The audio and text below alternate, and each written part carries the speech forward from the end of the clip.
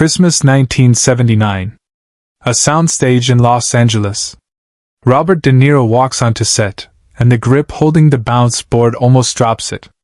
The man in front of him doesn't look like Robert De Niro. He's 215 pounds. His face is swollen. His shirt buttons are straining. And when he sits down in the chair for the jail cell scene, you can hear it, a thick, labored wheeze with every breath, like his lungs are working through wet concrete. Director Martin Scorsese turns to producer Owen Winkler and says nothing. He doesn't need to. They both know they have 7, maybe 8 shooting days to finish this film before this performance kills the man giving it. But here's the thing nobody in that room knew, except Scorsese and De Niro. This film wasn't just a movie. It was the reason both of them were still alive. Rewind. Not far. 14 months earlier. September 1978. A hospital room in New York. Martin Scorsese is lying in a bed, 109 pounds, bleeding from his mouth, his nose, his eyes. His body is shutting down. Cocaine and Quaaludes mixed with asthma medication have pushed him to the edge of a brain hemorrhage. His last film, New York, New York, bombed at the box office. His confidence is destroyed. His marriage is over. At the Cannes Film Festival a few months prior, he ran out of cocaine in the middle of a press interview, stood up, and told the room. No more coke, no more interviews. That was the public version. The private version was worse. Robert De Niro walked into that hospital room carrying a book. A memoir by a middleweight boxer named Jake LaMotta. He'd been carrying it for 4 years, ever since he'd read it on the set of The Godfather Part 2. He'd shown it to Scorsese 3 times already. 3 times Scorsese said no. He didn't like sports. He didn't understand boxing. He'd never thrown a punch in his life because of his asthma. But this time, De Niro didn't pitch the book. He sat on the edge of the bed and asked one question.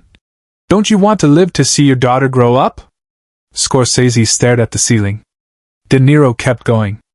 Are you gonna be one of those flash-in-the-pan directors who does a couple of good movies and it's over for them? That sentence landed harder than any right hook LaMotta ever threw. Scorsese took the book. And for the first time, he didn't see a boxing story. He saw himself. A man destroying everything he touched. A man whose rage, at the industry, at failure, at his own body, was eating him alive from the inside. The ring became an allegory. As Scorsese later put it, "You make movies, you're in the ring each time." He said yes. And then he said something else, something only a man who believed he was finished would say. This will be my last American film. He planned to finish Raging Bull, then move to Europe and make small films nobody would see. This wasn't ambition. This was a farewell. The script needed work. Martin's first draft wasn't strong enough. United Artists rejected it outright. Paul Schrader, the taxi driver screenwriter, was brought in to rewrite it. He added the brother character, Joey. He rewrote the steak scene. He added darker, more disturbing material that would later be cut. But even Schrader's draft didn't feel right to De Niro and Scorsese. So they did something radical. They flew to the island of St. Martin and locked themselves in for 2.5 weeks. No phones, no agents, no distractions. Just 2 men sitting at a small table under a cabana umbrella, staring at the ocean, rewriting the script on yellow legal pads scene by scene. An assistant named Gloria Norris was there. She remembered De Niro rising before dawn to run along the beach, then coming back to work through the script until sunset. This wasn't pre-production. This was surgery. They were cutting into the story of Jake LaMotta and finding their own scars underneath. Now, the boxing. De Niro didn't want to fake it. He wanted to learn to fight. And he didn't want some Hollywood trainer with padded gloves. He wanted the real thing. He called Jake LaMotta. LaMotta was in his late 50s, retired, running a comedy act in nightclubs. He agreed to train De Niro at the Gramercy Gym in New York. They sparred over 1,000 rounds together. 1,000. At first, De Niro was terrified to hit the old champion. LaMotta told him to swing. It doesn't matter, LaMotta said. I can take it. Weeks turned into months. De Niro's footwork changed. His stance changed. His eyes changed. Bruce Silverglade, the gym owner, said De Niro trained harder than almost any actor he'd ever worked with, that he got into the actual psyche of boxing, not just the choreography. Then De Niro did something nobody expected. He entered 3 real boxing matches in Brooklyn. Not staged. Not scripted. Real fights, real opponents, real refs. He won 2 of them. LaMotta watched from ringside and told reporters afterward that De Niro could have gone professional if he'd wanted to. That wasn't flattery. That was a man who'd fought Sugar Ray Robinson 6 times recognizing something real. But the physical transformation was only half the job. The first half of the film needed De Niro lean and fast, a fighter in his prime. The second half needed him bloated, broken, retired. De Niro didn't want prosthetics.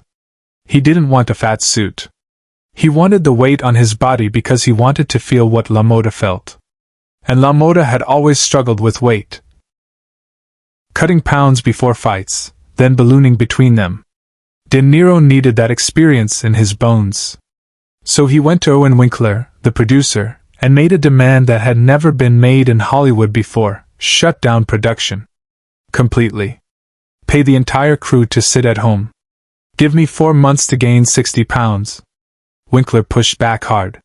He told De Niro it was unnecessary. He told him it was dangerous. It was, in his own words, the only real argument they'd ever had. It's not necessary, and it's not good for your health, Winkler said. De Niro's answer was 3 words. I gotta do it. Production shut down. The entire crew, camera operators, gaffers, grips, sound engineers, stayed on payroll while Robert De Niro flew to Europe and began eating. He started in northern Italy. Then France. 3 full meals a day, and not small ones. Pasta, meat, butter, bread, ice cream, beer.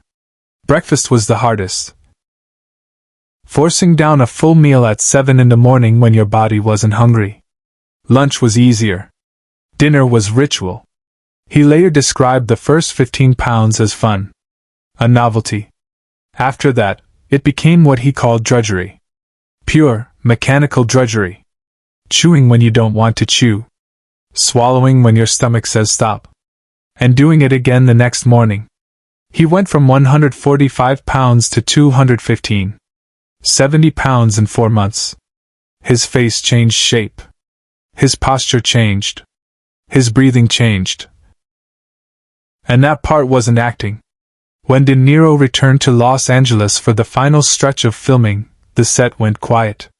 People who had worked with him for months didn't recognize the man walking through the door. Joe Pesci, who played Joey LaMotta and had lived and trained alongside De Niro before the break, understood why he'd done it. LaMotta had always battled with weight, and De Niro wanted to carry that burden physically, not just emotionally. But the cost was immediate and visible. De Niro's breathing was audible on set. Not character breathing, real respiratory distress. The extra weight was compressing his lungs, changing his posture, slowing his movement. Scorsese noticed it during the first take of the nightclub retirement scene. The wheeze wasn't performance. It was the sound of a body under siege. Scorsese made a decision. They would shoot the remaining scenes fast. Minimal takes. Compressed schedule. 7 to 8 days to finish everything. The retirement announcement, the nightclub sequences, the Florida arrest, the jail cell, the mirror. What would normally take 3 weeks, they would do in 1. On December 3rd, they filmed the nightclub sequence in a closed-down club in San Pedro. De Niro delivered the lines and you could hear the weight in his voice, not metaphorically, literally. His vocal cords were working against the pressure of 70 extra pounds pressing on his diaphragm. Then came the jail cell. De Niro made an unusual request. He wanted the set cleared. Not reduced, cleared. No extra crew. No observers. No boom operator. Just the camera, Scorsese, and the bare minimum of people needed to capture the scene. The set they built was a concrete box, lit with a single slab of light cutting through the darkness. Scorsese didn't say, "Action." He didn't say, "Cut." He just let the camera roll. What happened next is, by many accounts, the single greatest piece of acting ever committed to film. De Niro, 215 pounds, alone in a fake cell, began slamming his head against the wall. Real contact. Real force. And then the words came, not shouted, not performed, but dragged from somewhere deep and raw. "I'm not an animal. I'm not an animal." Over and over. The crew standing outside the set didn't move. Nobody called for a medic. Nobody breathed. If you think this kind of commitment deserves to be remembered, and not buried under studio PR and award season politics, subscribe. Because Hollywood tried to forget this story for decades, and it's too important to let that happen. The final scene was saved for the last day of shooting. Jake LaMotta, alone in a backstage dressing room, staring into a mirror, reciting Marlon Brando's famous monologue from On the Waterfront. "I could have been a contender." Scorsese wanted the atmosphere ice cold. He wanted the words to land with the weight of everything the audience had just witnessed. The fights, the paranoia, the broken marriage, the jail cell. De Niro did the scene 19 times. Scorsese used take 13. And here's the detail that makes the scene extraordinary. It's not De Niro doing Brando. It's De Niro doing LaMotta doing Brando doing Terry Malloy. 4 layers of performance nested inside each other. A man who destroyed everything quoting a man who lost everything, performed by a man who nearly destroyed his own body to get there, directed by a man who nearly destroyed his own life. In front of a mirror. Alone. The crew wrapped that night. De Niro began the long, painful process of losing the weight. Scorsese began editing with Thelma Schoonmaker, convinced the film would be his farewell. During a sparring scene shot months earlier, De Niro had accidentally broken Joe Pesci's rib. You can see it in the film, the moment De Niro lands a body shot and Pesci groans, followed by a quick cut to another angle. Scorsese kept the take. Real pain. Real film. Raging Bull premiered on November 14, 1980, in New York City. The box office was disappointing, $23 million against an $18 million budget. Critics were split. Some called it a masterpiece. Others found the violence excessive, the character irredeemable, the story punishing. At the 53rd Academy Awards, the film received 8 nominations, including Best Picture. It lost to Robert Redford's Ordinary People. Scorsese was so certain he'd lose that he arrived with FBI bodyguards, not because of the competition, but because John Hinckley had shot President Reagan the day before, inspired by Jodie Foster's role in Taxi Driver, Scorsese's own film.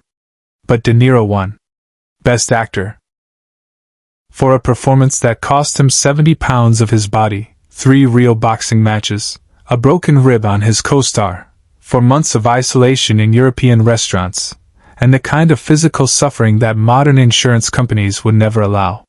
The Los Angeles Film Critics Association named it the best film of 1980.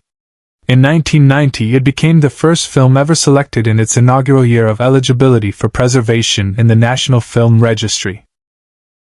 The American Film Institute ranked it the 4th greatest American film of all time. Roger Ebert called it the best film of the decade and one of the 10 greatest ever made. The film that was supposed to be Scorsese's last became the foundation for everything that followed: Goodfellas, Casino, The Departed, The Wolf of Wall Street, The Irishman. Without Raging Bull, none of them exist. Years later, when asked about the weight gain, about the risk, about why De Niro pushed himself to the edge of physical collapse for a film that might have been a box office failure, Joe Pesci gave the simplest answer anyone ever offered. He said De Niro gained the weight because he really wanted to feel what Jake LaMotta felt. Because Jake LaMotta had always had a hard time making the weight. Not to win an Oscar. Not to impress critics. To feel it. That's the difference between acting and becoming. And when the real Jake LaMotta finally watched the finished film, he turned to his ex-wife Vicky and asked, "Was I really like that?" She looked at him and said, "You were worse."